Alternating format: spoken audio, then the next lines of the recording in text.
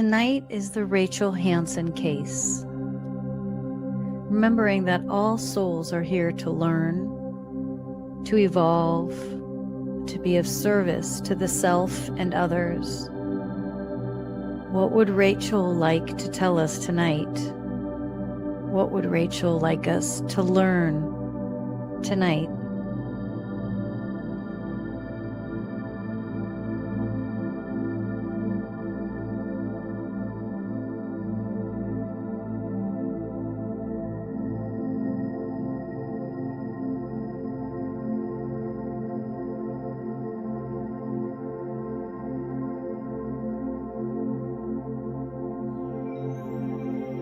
How can we bring peace to Rachel and her family tonight?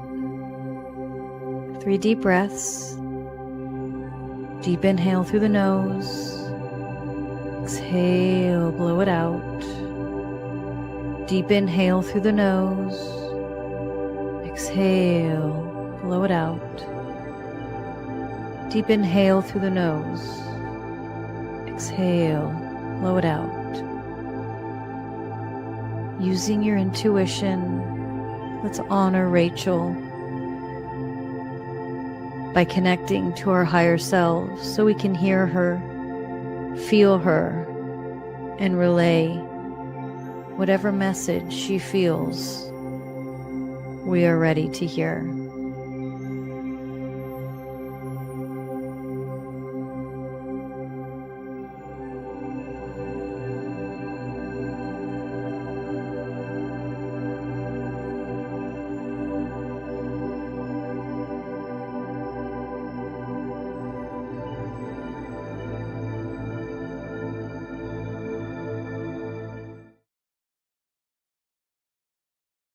Hi, welcome to True Crime Psychic Guide. Tonight is the case of Rachel Hansen.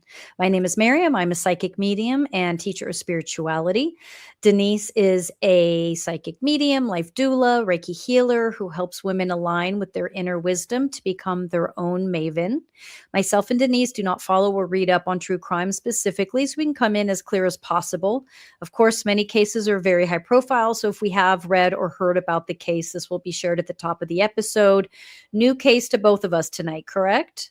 Yes. Yep. Yep. And please meet the newest member of our team, Jen. She's our researcher. She will be assisting with pre-show prep and on-the-fly live research. You can see a tiny little box of Jen right there in the corner. Before we get into it, Denise has an upcoming workshop that I think some of you may be interested in. If you're a woman watching tonight, I want to quickly share with you something Denise is offering that I think you guys will really love. She's hosting a free spring equinox masterclass called Becoming Your Own Maven. The spring equinox is the moment when day and night come into balance. And for centuries, it's been seen as a time of renewal and new beginnings. In this class, Denise talks about how women are deeply connected to cycles and rhythms, just like the moon and the seasons, and how understanding those rhythms can help us reconnect with our intuition and our inner wisdom. It's not about someone telling you what to do with your life. It's really about creating a space where women can slow down, reflect, and start hearing their own answers again. If you've been feeling like life has been moving fast or you're wondering what the next chapter looks like, this could be a really beautiful place to start. The class is Tuesday, March 18th at 6 p.m. Pacific Standard Time, and it's free. The link to sign up is in the description if you would like to join. I didn't put it in there yet, but the second this is done, before we jump on our Patreon page, that link will be there. You guys can also, if you're interested, put something in the comments. We'll make sure to go back and grab that. Also, join us over on, go ahead. It's Wednesday, March 18th. Wednesday, March 18th. Yeah. This week. Yes. Okay. This week, yep. Wednesday, March 18th. Go ahead. Yeah. Well, because you had said Tuesday, March 18th. I'm like, nope, Tuesday's tomorrow because today's only Monday. So, thank you. It's just been going so quickly. It's been Thank wild. you for catching that. Okay. So, comments. If you're interested, let us know in the comments, and we will also have it in the link in our description here after the show. It's this Wednesday, the 18th, 6 p.m. Pacific Standard Time. 6:30. 6:30. All right. Join us on Patreon. We will have our live post-show discussion right after this tonight for our Patreon members. Due to the diversity of our work, you will notice we'll have multiple tier options over there. We have Behind the Hauntings, Paranormal, we have True Crime. We have our weekly soul support where you get a detailed tarot read at the top of every week from Denise.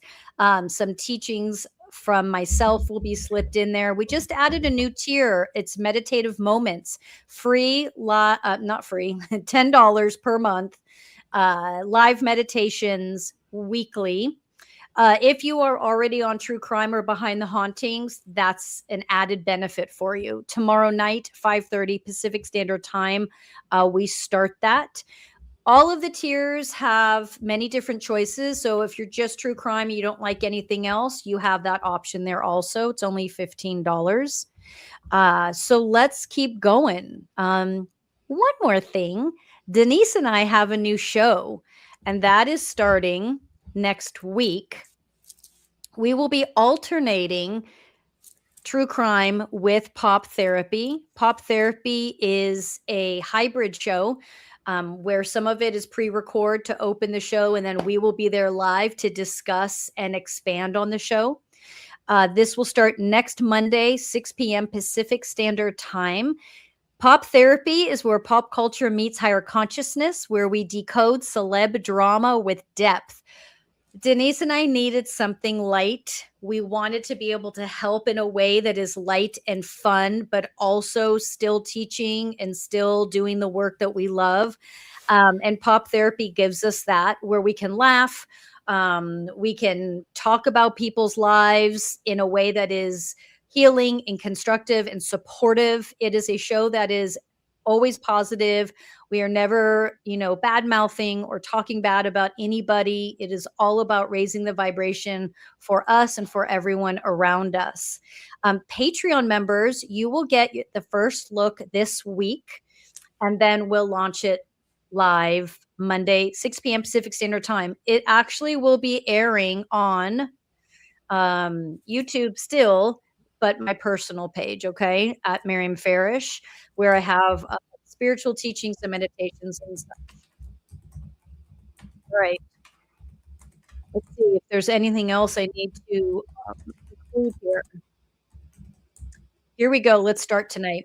If there's anything that we feel should not be verbalized out loud for the safety of our team or the case being discussed tonight, we will decline to answer. Any tangible information we get, we will pass on to authorities.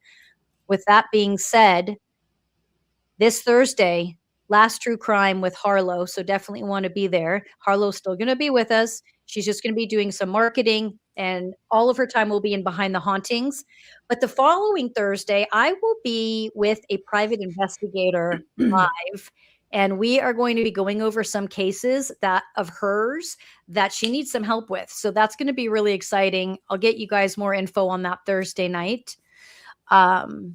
Tonight's case is Rachel Hansen. As you know, this is a 2022 case involving a home intruder, drawing attention due to recent updates in the investigation. She was only 19 years old when she was shot and killed in her own home. This all happened in Gilber, Arizona. Denise, where in Arizona? Oh, you don't. Sorry, I was about to say, where in Arizona are you? Give us your address. Sorry, shouldn't do that. But you are somewhere in the ethers of the desert too, right? Yes, I am. Yeah, that is probably about 50 minutes plus away from where I live. Gotcha. Depending on traffic. So this is somewhat close to home. We are going to open tonight with 2 questions that we got from one of our loyal Patreon members, Megan. We're going to start with her questions first because that's what we do.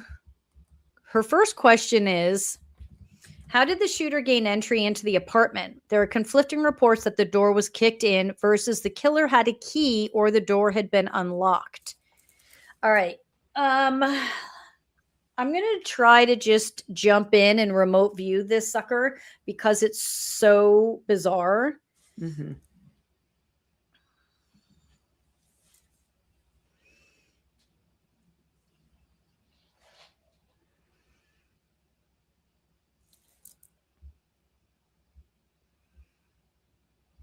This is someone she knows.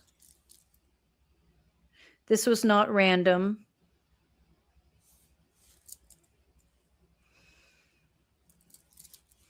How did the shooter gain entry? Did you, Jen and Denise, you guys were talking earlier about this picture. I'm looking at the pictures now, FYI. The pictures where the door was kicked in. Is that a accurate picture or? Yes. So the door that's kicked in is an accurate picture of her bedroom door. If you scroll up on the photos that Jen sent us, that it looks like a door from a news clip on the news television. Mhm. That looks like, to me, an exterior like patio door. Like something off a balcony, because that's not a front door handle. But the door that kicked in, is that the door that's on this news clip picture? No, No, it's a different one. it's a different door. And we know for sure that whoever broke in kicked in this door. Yes. Okay, thank you. Mm-hmm. Oh, sorry, private chat's going off. Oh, and Jen is also saying the front door was not locked. Oh, come on, guys. Lock your doors. I check them like 40 times.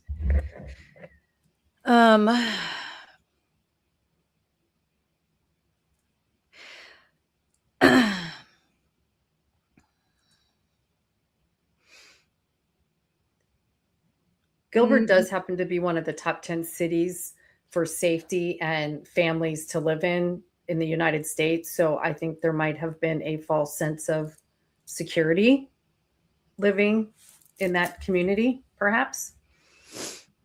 I don't feel the boyfriend specific, he didn't do anything or have anything to do with it. There was is this the boyfriend she was supposed to marry? Yes. Joette And is her fiance. And there was his father was somehow questioned, or Actually, his father and Rachel had an altercation 6 weeks prior. He has never been investigated by the police. He will not come in, and the police said that they can't force him to come in for questioning.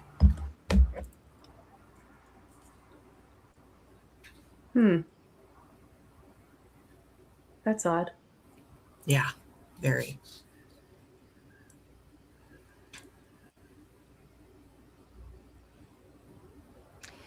okay, hold on. Just give me a sec here. I want to get in here. I want to get in, but I have to put this down to do that.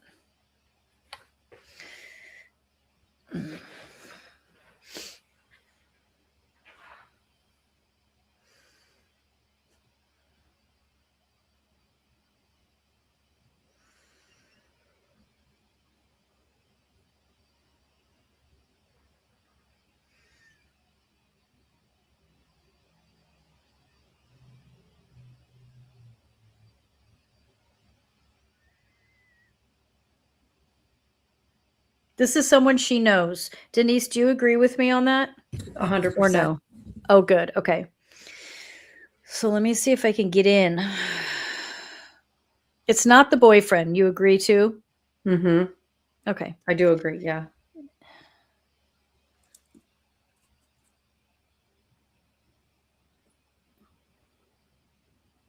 This is someone, let me start describing this man. This is someone who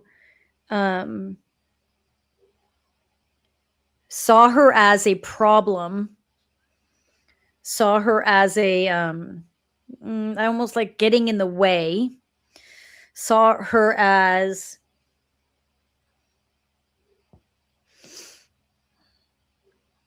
a distraction. Was the boyfriend like on track to, I don't think Jen, you'll know this, but like on track to, mm, I don't know, like get a degree in something or get like I feel like this is leaning towards dad. I don't know. I would, if I could see dad's picture, we would know immediately if this was him or not. This boyfriend's dad. The thing is, okay, stop.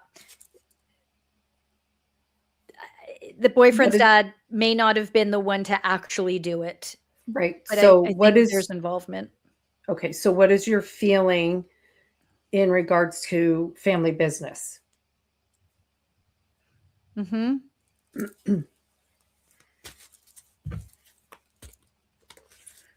What kind? Do you know what kind of family business? I keep hearing like importing, exporting. Yeah, it feels like there's some sort of elitist behavior behind it. Mm-hmm. Like, yeah, and like jewels or precious stones, like, but that's not the only thing they do. I thought wine. Okay.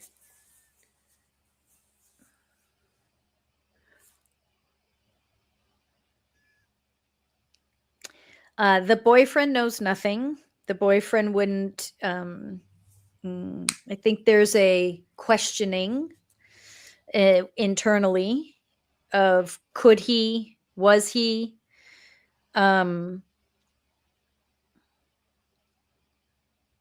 everything's pointing towards whether he literally did it or hired, or this was not random.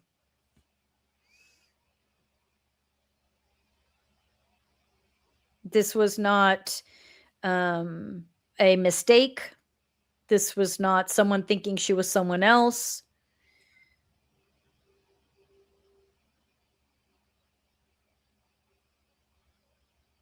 The question is, why did she say, I don't know who is in my home?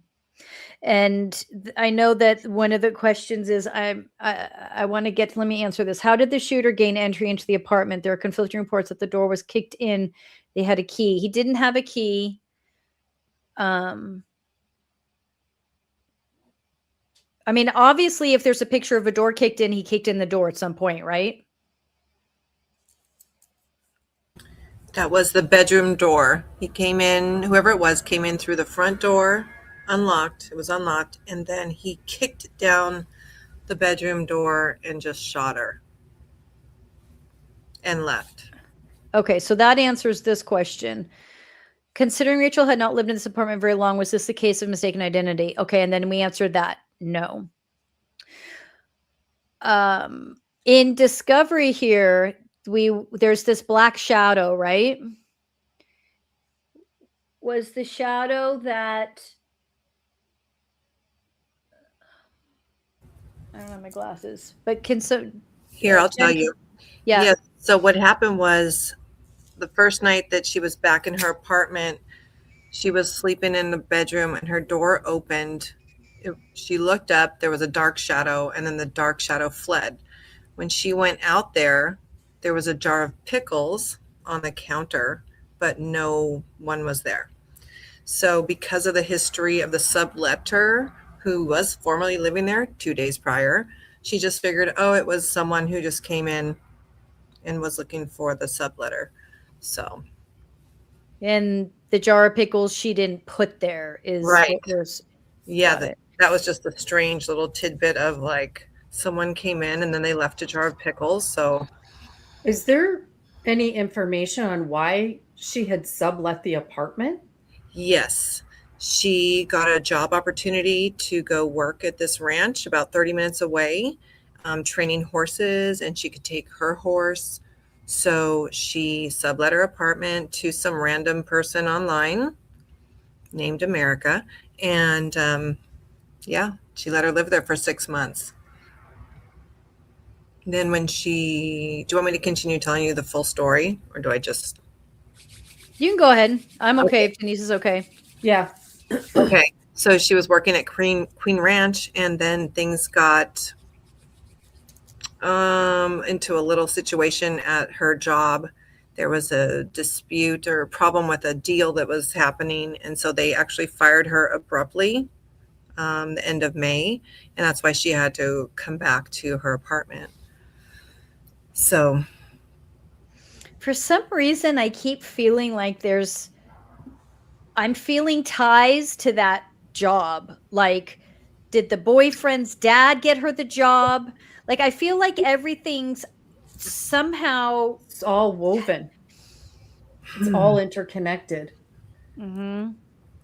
Yeah, that's how I feel. And there's no info that he was connected to the job, but there's definitely was a strain between her boyfriend's dad and her, or her fiance's dad and her, because her boyfriend and her dad were like shadows of each other. They went everywhere together. And so the dad was not thrilled because then they became engaged. He was needing to compete for time with his son, with Rachel. This is per his ex-wife. Mm-hmm.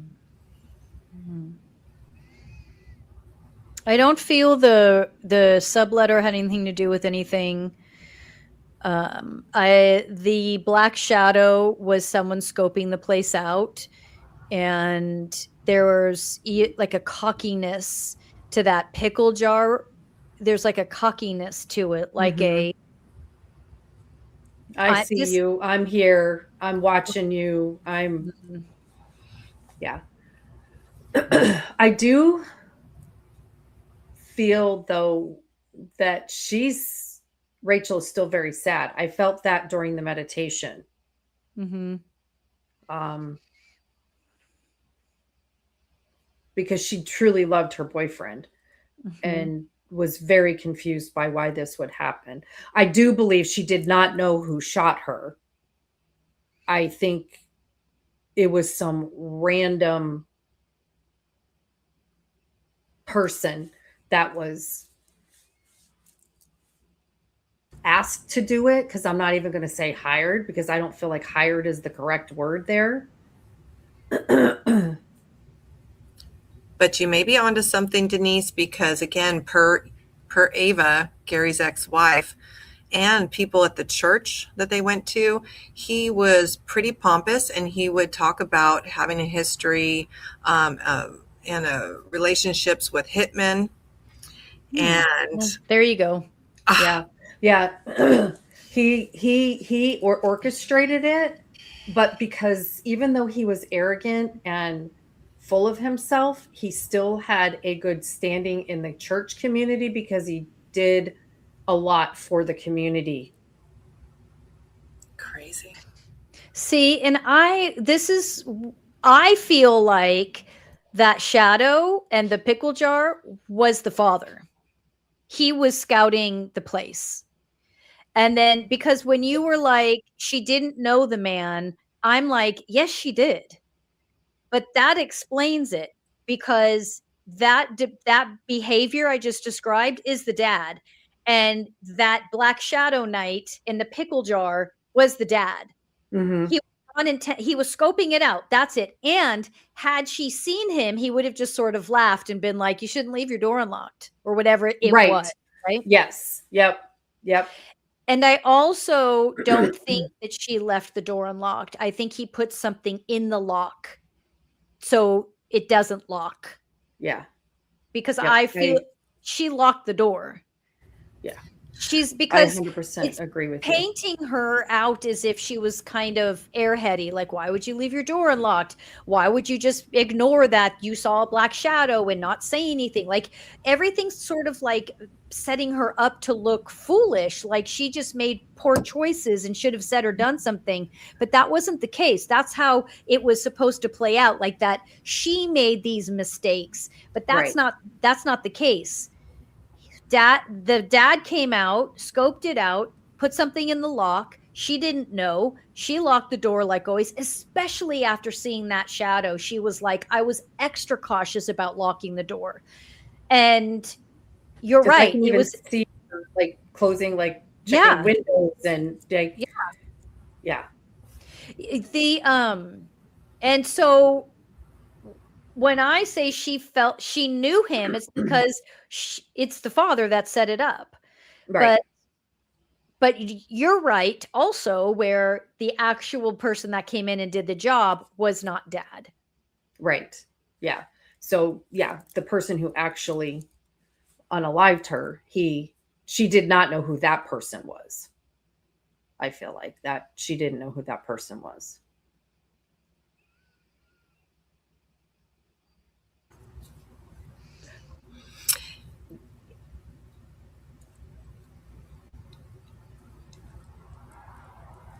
There's a lot of masculine energy running around there, like in the apartment. You know what I mean? Like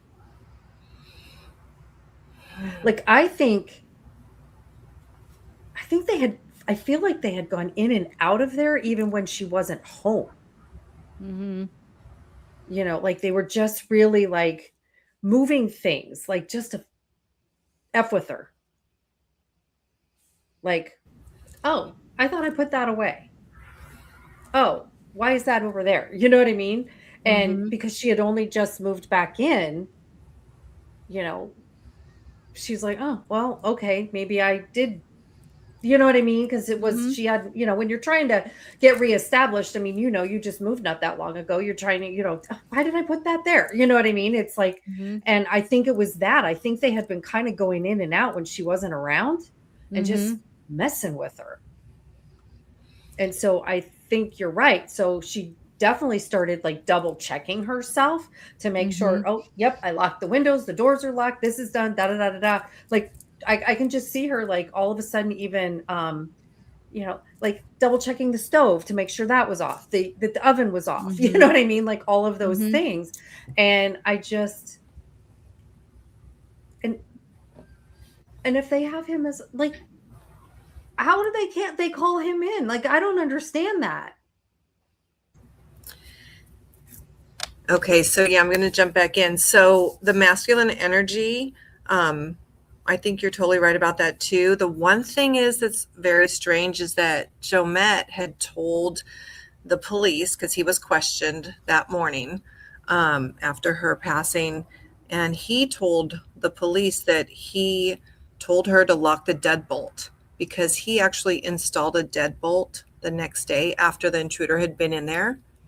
So he installed a deadbolt from his dad's garage. And anyway, but you could only lock it from the inside. So when he had to leave at midnight that night, due to a call from his dad called him and told him to come home because they had a landscaping job in the morning. This is Uh-huh. another twisted thing, right? Mm-hmm. So Rachel, they'd both been asleep. So he got up, woke her up, and said, "Come, lock the door behind me." So he stood out there. He didn't hear her lock it. So he went back in, told her, wake up, come lock the door behind me. He went out again. And then I guess he didn't stand there and wait around. So apparently the police say that it wasn't locked.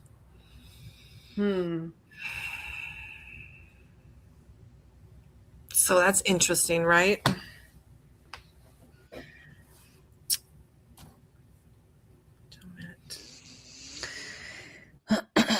I think That's it's super suspicious. well, and the other day I asked Jen for a picture of the this guy. You said there's no pictures of the father-in-law, right? Can't find it anywhere. Yeah. Anywhere. And because of the way, I know I'm jumping a little forward maybe, but the way the whole investigation has been handled, like the parents, Kim and Todd, are so frustrated because it just seems like it took them 3 years to get all of their files and the investigative papers, and so much of it is redacted, and they're just like, what is going on? So there's a lot of criticism that the detectives didn't do a good job, and kind of speaking to what I think Denise had said, like, or the elitist, some sort of circle, some sort of something. Who knows what? Like when the police told Kim, Rachel's mom, we can't force him to come in. We have all reached out to him. We have requested him to come in, and it just seems so odd to me. I wonder why they can't force. I know. Did this ever go to, like, this didn't go to court or anything, right? Because they had no one to go after? No. And as a matter of fact, Gilbert Police Department said it was an inactive case. And so they turned it over to Silent Witness, which is a company or organization that helps, raises funds and takes anonymous tips to help break these cold cases or, investigations. So I don't know. So I'm looking at the floor plan here, Jen, that you also sent. Mm-hmm. And where was the front door? Is that those two things that are in the living area? Let me pull it up real quick. Interesting. Locks generally come with 2 sets of keys, and the locks were made in the father's garage or something? It was a deadbolt that he had. Yeah. Found. Let me see. Hold on. Yeah, I mean, someone messed with it so it didn't lock, or he had access to it. I believe the entry area is right at the bottom, in the dining area. See the door next to the closet? Oh, yep. Okay. Straight to the bedroom. And then, Gotcha. Yeah.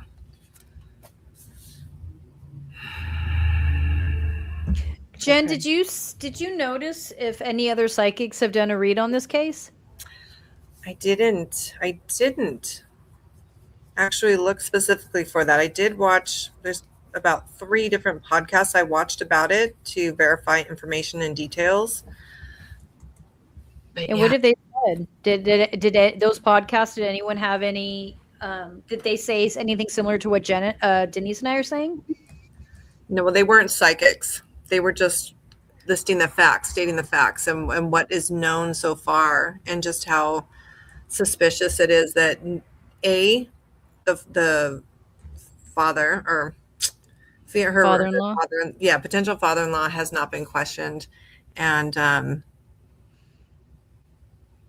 that's just the main thing. And then the pickles, everyone's so like, what's going on with the pickles? Because the police never did anything, and it wasn't even in the report that there was a jar of pickles. And she didn't have, all she had in her apartment was like the box spring, her mattress, and some clothes, because she hadn't even gotten back in there to moved in. No. She got let go probably around like May 25th. She was in a very bad state of mind. And then the people at Queen Ranch were holding her horse ransom for money. And so she lost it. And she said, she really went through this hard time. She said she had a handgun that the ranch owners had given to her for protection. And she said, I'm going to kill myself. So the ranch people had called 911, and she went into a little mental facility for a couple days. Then as soon as she found out from her dad that the ranch owners had moved her horse and they were holding the horse ransom for money, it's like she came out, and that's when she tried to find her horse Dash. So all she had at the place was her bed, some clothes, and the pickles the police never, ever did anything about. And the mom, Kim, ended up taking the pickle jar home after the police said, okay, we're done with your daughter's apartment. You can come get her stuff. She thought that they had already fingerprinted the jar. And so she took it home and ended up throwing it away. And then later on, she finds out that what pickle jar, the police said. It's just kind of a bunch of different things going on. So I feel like so when we look at the so let me just recap what we felt and came up with is the father-in-law he was involved in that ranch somehow. He influenced something there.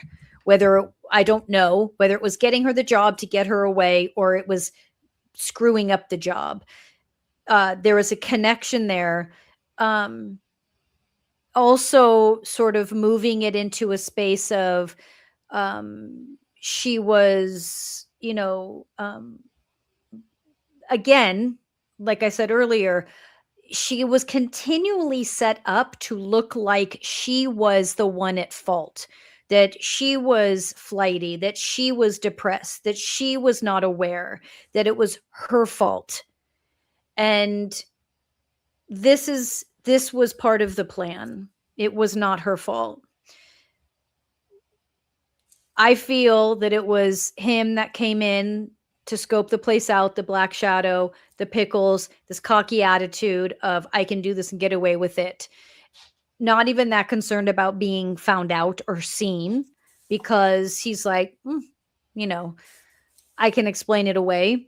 And then, as Denise felt, it was someone hired, or whatever word you want to use, that came in and did the crime. And somehow, whether, like I originally said, someone put something in that lock so that it wouldn't stay, she would think it was locked, but it wasn't. Or like someone in the comments said, somebody, dad already had the keys. Somebody messed with that lock. So, and like Denise, you were saying earlier, you were like, I can see her like checking and checking and checking. And then when Jen said, the boyfriend was like, get up and lock it. And then he went back again and said, get up and lock it. Like, you were seeing that. You were seeing this check, double check, double check. But the lock had already been established, meaning either A, someone had the keys, or B, like I said, someone put something in that lock so it wouldn't lock. It would look like it's locked, but it's not. That had already been established. So it wouldn't matter if someone got up and locked it or not. But obviously the boyfriend knew none of this. And then moving on from that, as far as the corruption in the police department, I don't want to, step into, do they know? Do they not want to say? Or they all connect? Like, I don't want to go there. I don't want to get either any of us involved in that.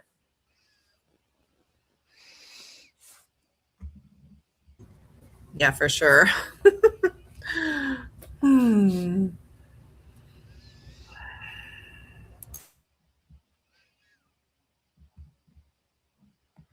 So I was just curious, because there was some controversies in the past with the police department down there, and I wanted to see the timing of that. So sorry, it was easier for me to look than to ask Jen. And there was a lot of controversy back in 23 and 24 with the police department and their inadequacy of handling teen crimes and various different things like that. So there was a lot of nonsense going on down there for a while. So I think the dad had friends in high places, and I think he just thought his poop didn't stink and that he was able to get away with it. And I think he had one of those punk ass kids do something, so his hands weren't dirty. Mm-hmm. I'm sorry, I shouldn't have said it like that. The word poop? Punk ass. Punk ass.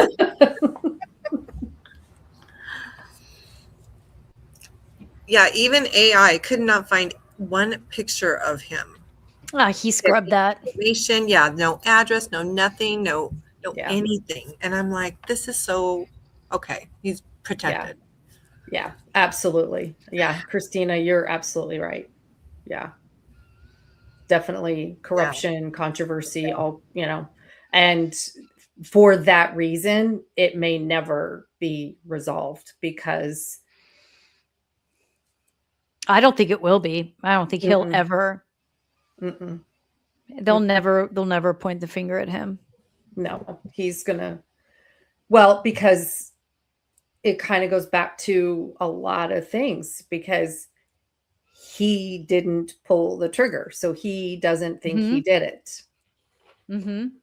And that's one of those things when we do these cases that's come up before. And it is really amazing how the human psyche can just go, I didn't do it because I didn't physically commit the act. So it is so, the brain is capable of separating the two.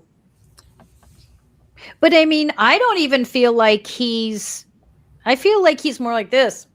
He's not even remorseful. He's like, whatever. No, he's like, I don't care. I didn't have it. I don't have anything to do with it. But I don't feel like he's in denial. Like I think he's just like, I don't care. I did have something to do with it and it doesn't matter. But I won't, he's not admitting that out loud.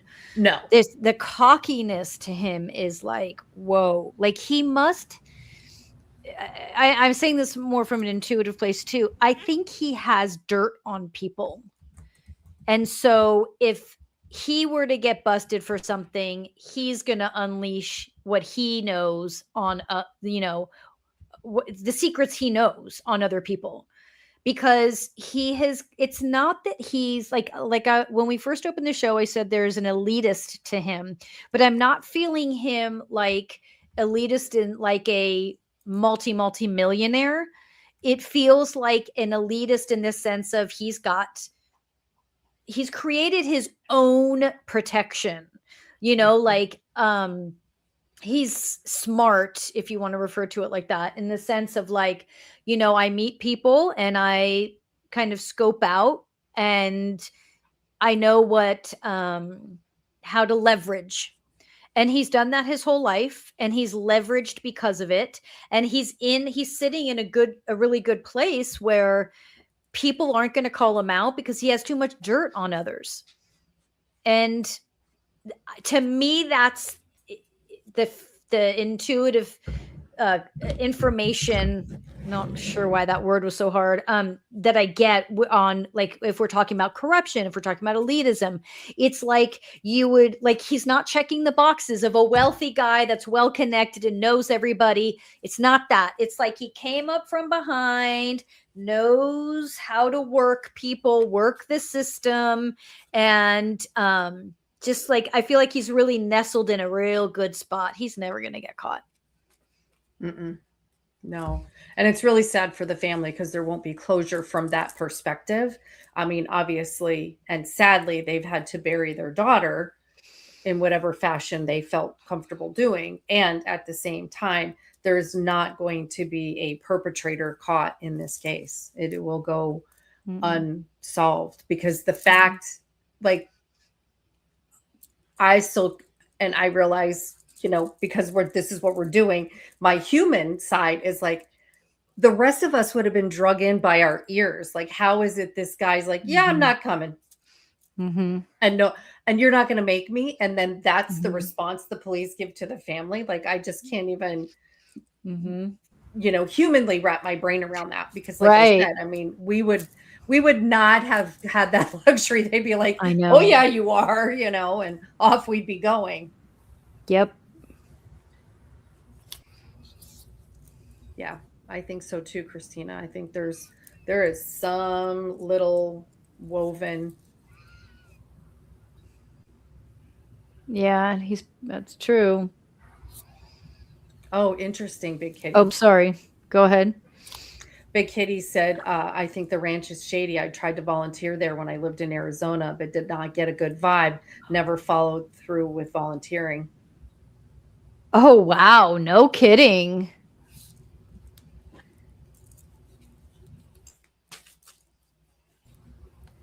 That is interesting to hear about that ranch because no kidding. Apparently, and tell me if this is true, Big Kitty, it was a newer ranch. Like these two women were running it and starting it about 4 years ago, 4 or 5 years ago. And that's why they hired Rachel as one of the trainers. So let me know if the horses seem neglected. Oh, was your time frame within the past 4 years? Just curious about those people. And hi, and Tira. I wrote down your case, Tira. Sorry, go ahead. I was like, what town was this? Was it in Gilbert, Big Kitty, or was it in Queen Creek? It's 30 minutes from Gilbert. Let me see. I have the map.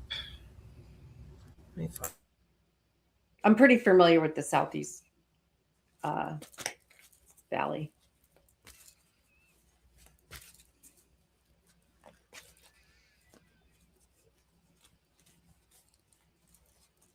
Because that would be, oh, so it was in Maricopa.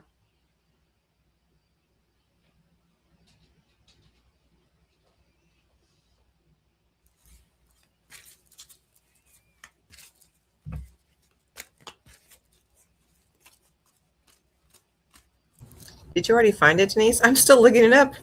Come on, here it is. Oh, Oh no. Joshua Tree. Hold on.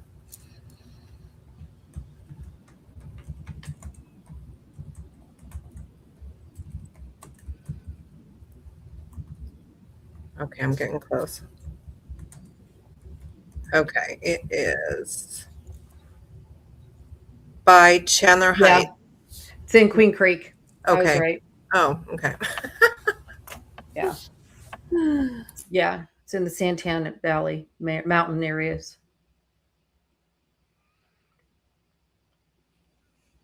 Yeah. So it's near. So Queen Creek is kind of, it's like Chandler, Gilbert, Santan Valley, Queen Creek. They're all kind of in the southeast valley, which is further south than Mesa, if anybody is familiar with Arizona. Because Mesa's pretty big. Doesn't it seem like so many of these cases that never get solved, like you have to, like if you, like it would be interesting to like get a bunch of different psychics to read the same case and see if everyone comes up with the same thing, that it's just corruption, rotting it's from the inside. That would be really interesting. Yeah, I think Christina, I think you're right. I think, yeah, now know it because I was not aware of that information. I think, yeah, they just blew her off.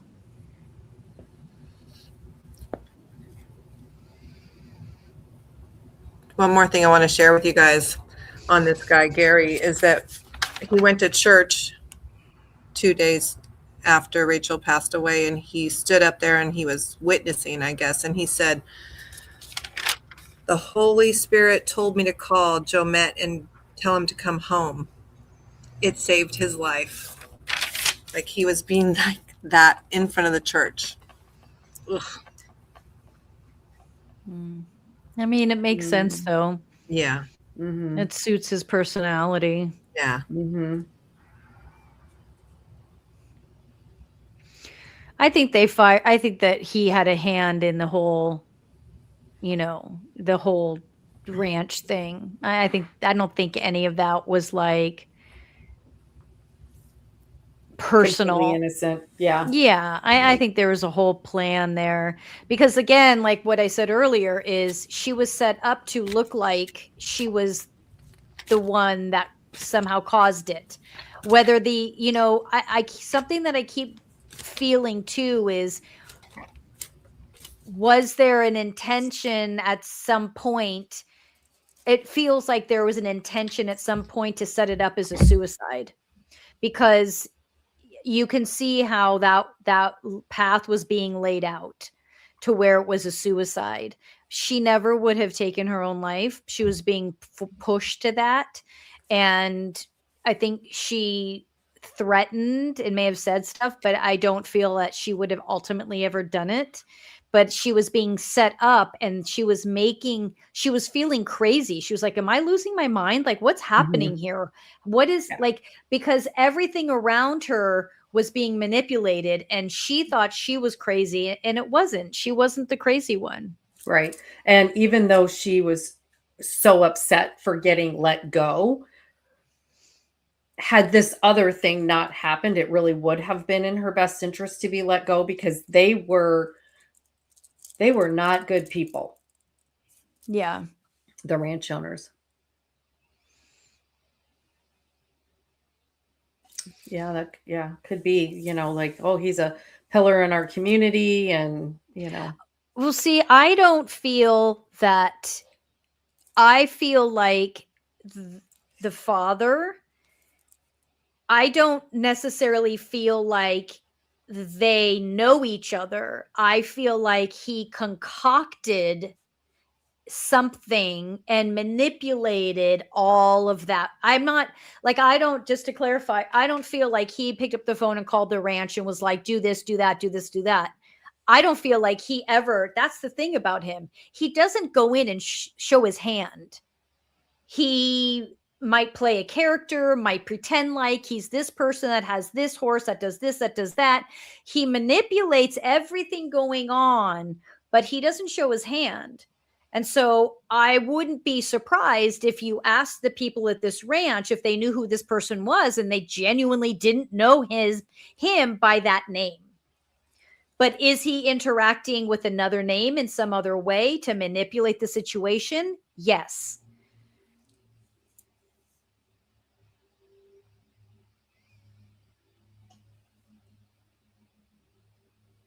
Well, the motive we know, Jen read that, which was the ex-wife said that he didn't like that the boyfriend and the girlfriend were so close. And in the beginning, before she gave us that information, I had felt that there was an elitist behavior, like she's getting in the way of something, whether it's career or he was supposed to get a degree or something, and she was interfering and getting in the way. And then it turns out the ex-wife was basically like, she was just in general in the way of his relationship with his son. Yeah. Yeah, and it was causing problems between all three, Gary and then the boyfriend and girlfriend, because Jomette was having suicidal ideations about 6 weeks prior to Rachel's death. And that's when Rachel went over there to try and help him out. And she got into the altercation with Gary. Gary said that because she blocked the driveway because he said he wouldn't go get Jomette for her. And so she blocked the driveway with her car, and he crashed into her car. And then he pulled her out of the car and said if she ever gets in his way again, that he would shoot her in the head. The cops were called. The cops were called on that. They came, and yeah, it's very clear. And then, another little factoid that I found was, she passed about 2:07 when she called the 911 at 2:07 a.m. And when the officers arrived, there in the log from the reports that the family finally got, it said at 2:17 they had connected Rachel to Gary Bailey and the situation that had happened 6 weeks prior with the threat on his property. So they were well aware from the beginning of who Rachel was and the history there. But again, wow, that's just wrong. Yeah. So Violet, yes, obviously this father is a master at manipulation and mental abuse. The ranch is they were inexperienced because the ranch is a front for something else. They have about 2, maybe 3 employees that don't know that it's a front, and they're genuinely thinking they're working there, but it's a front for something else. Wow. Whew.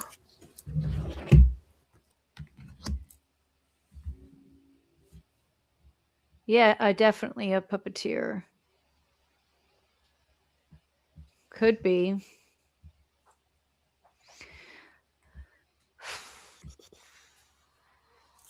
I think what's so well, I'll save it for Patreon. Yeah, so there we have it, right?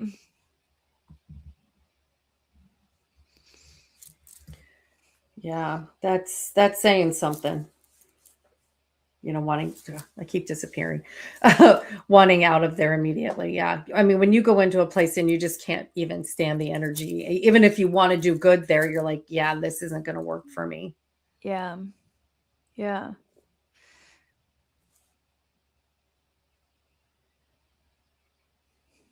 Yes, the whole point of the show. Listen to your intuition, right? Mm-hmm.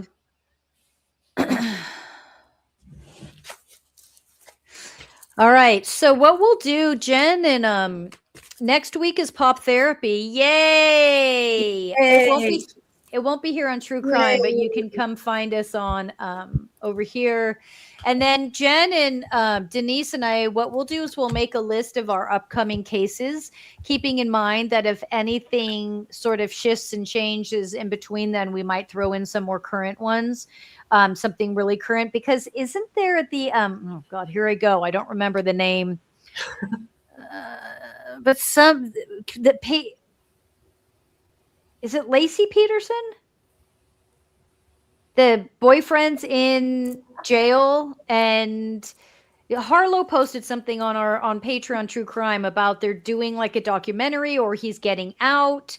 Oh, I haven't seen that yet. Let's see. There was a documentary August of 2024.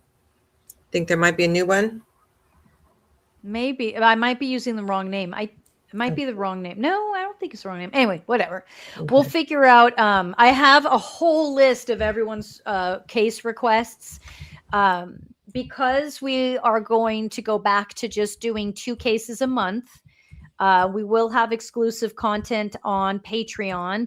Some of these cases may end up on Patreon just so we do them and you have a place to see them. But we'll let you guys know what that looks like. And yeah, so thank you so much for the engagement, for your intuition, your wisdom. Scott and Lacey. Yeah, that's the one. I think there's something new with it. Okay. I just looked it up, and he's serving life in prison without the possibility of parole. So I don't know what would be coming up. So that's totally wrong. Gabby Petito, we did. Hold on. Let me see what this post was, because that's bugging me. And because I thought, oh, that would be a good case to do.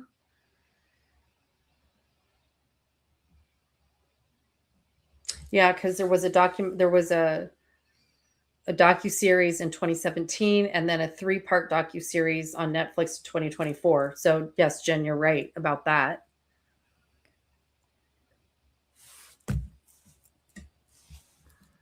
And then we'll be on here. Oh, A&E. A&E has announced they will be airing a 4-hour docuseries this summer. This special revisit the Lacey Peterson case, focusing on the efforts of the LA Innocence Project, challenging the conviction. Conviction. Yeah, says here that his attorneys are trying to get the case reopened. The series will feature supposed new evidence that may raise questions, including a burned van that was found near the Peterson neighborhood around the time of the crime. This was not only a high-profile case, but one that was emotionally charged and much. Interesting. I don't know. I kind of, just looking at his picture right now, it's kind of like, he did it. There's not much to talk about. There, consider that case done. Look at 2 cases in one night. Boom. Boom. All right. So for those of you guys on Patreon, we'll see you in just a few minutes. We'll jump on over there. Thanks, you guys. Thank you, guys. Good job tonight, everybody. Thanks, Have everyone.